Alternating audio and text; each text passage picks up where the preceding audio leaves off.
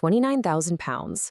Right now, if you're gearing up to apply for a UK spouse visa in 2026, that is the absolute minimum gross annual income your sponsor has to prove they earn. Without it, you're not securing your future in the UK.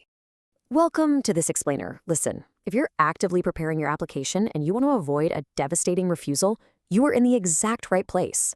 We're cutting straight through the noise today and taking a strict, no-fluff, legal guide approach to the current Home Office rules.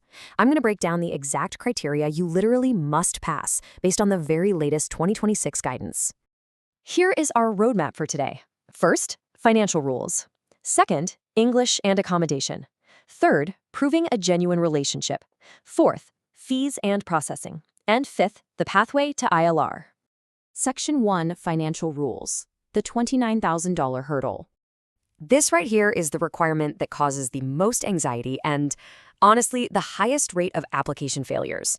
And you know what?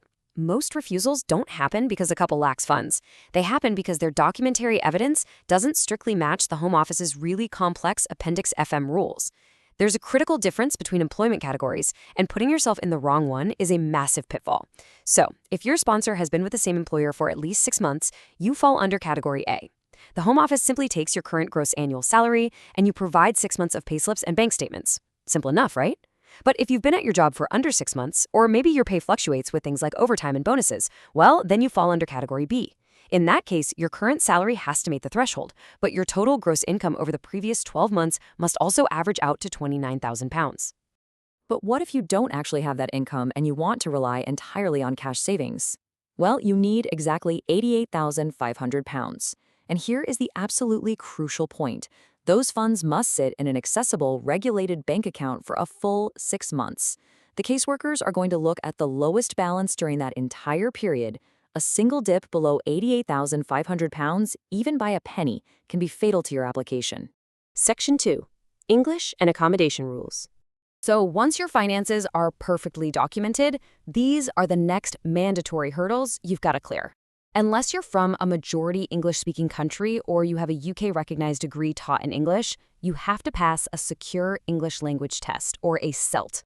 For your first entry clearance application, you need an A1 level in speaking and listening.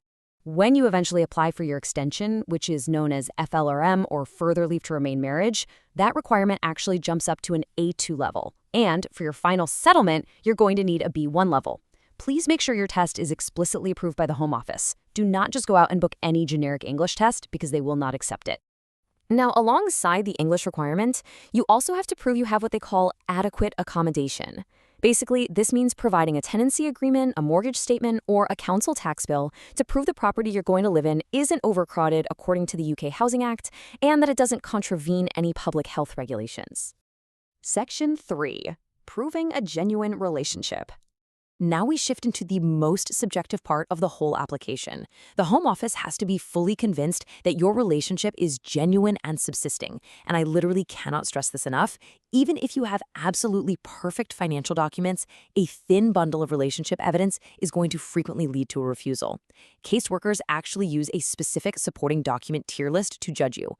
They do not weigh all your evidence equally. Tier 1 represents the absolute gold standard, the most valued pieces of evidence, while Tier 3 documents, things like your photos, chat logs, and greeting cards, carry the least weight.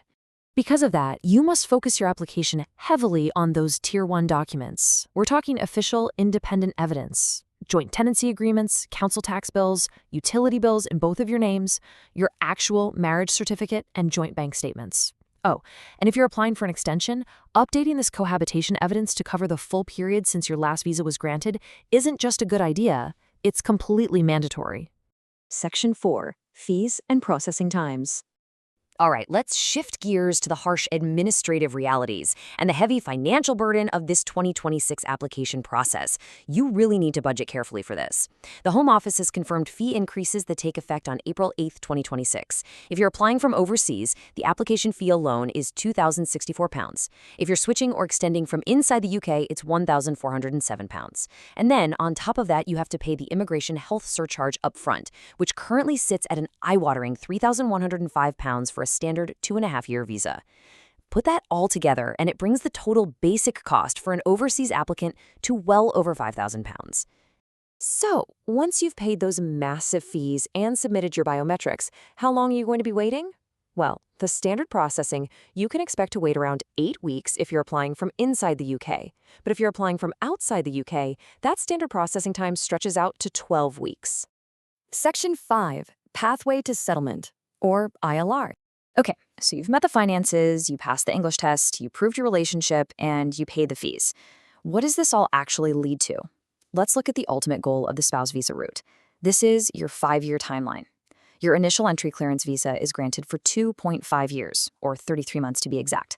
Right before that expires, you apply for your FLRM extension, and that grants you another 2.5 years. Once you've lived in the UK continuously for 5 years on this specific route, meeting all those requirements at every single stage, you finally become eligible to apply for indefinite leave to remain. And from there, British citizenship. As you can see, the rules are rigid and the stakes are incredibly high. A single missing bank statement, taking an unapproved English test, or misclassifying your employment category could literally cost you over £5,000 and months of heartbreaking separation from your partner. So before you hit submit on that application, I want you to ask yourself, have you truly built a watertight case, or are you leaving your entire future in the UK up to chance?